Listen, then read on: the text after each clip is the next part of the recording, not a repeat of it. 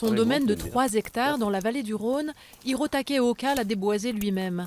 Avant d'y planter chaque cep, du syrah qui s'épanouit sur son sol en granit. Et c'est à la main qu'il récolte ses grappes, car ici, pas de machine. La vigne est en pente, donc c'est pas mécanisable. Ça demande beaucoup d'énergie, vraiment physique, parce que c'est pas mécanisé. Donc les gens qui font la vigne, ils sont vrais passionnés du vin, donc c'est pour ça que j'ai choisi ici aussi. Voilà. Pourtant le travail est dur. Mais... Il a 20 ans quand il tombe amoureux du vin et décide d'abandonner ses études de chimie au Japon pour une formation de viticulteur. Il hésite alors entre la Californie et la France. Je me suis dit que les Américains, ils ont appris à faire du vin, pas le français.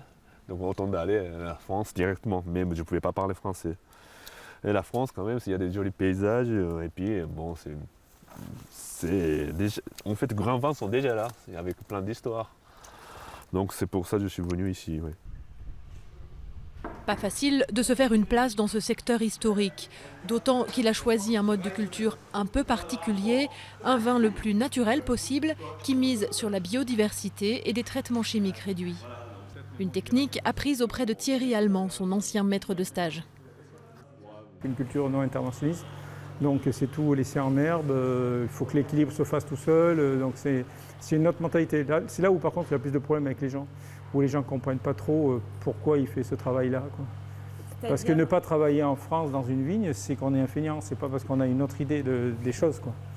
C'est ça le problème, c'est arriver à le faire accepter aux gens. Hirotake n'hésite pas à se mouiller et à fouler aux pieds le raisin dans la cuve.